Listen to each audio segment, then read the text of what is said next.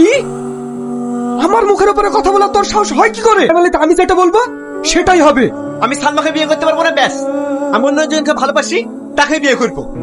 তাহলে তুইও জেনে রাখ, সালমাকে যদি তুই বিয়ে না করিস তাহলে এই বাড়িতে তোর কখনো জায়গা হবে না। দরকার হলে বাড়ি ছেড়ে দেবো, তবু সালমাকে বিয়ে করবো না। সাহস দেখিছো? টনি, তুই এখানে? তুই বলে সারাদিন কিছু খাসনি, তাই গেলে খাবার পাঠালো। আমার খিদে নেই, আমি খাবো না। তুই এখান থেকে যা। মানুষের প্রতি রাগ হতে পারে, তবে খাবারের প্রতি রাগ কিসের? খেয়ে নে। আমার যত অশান্তির মূলে হচ্ছে তুই। তোকে দেখলে আমার ঘৃণা হচ্ছে।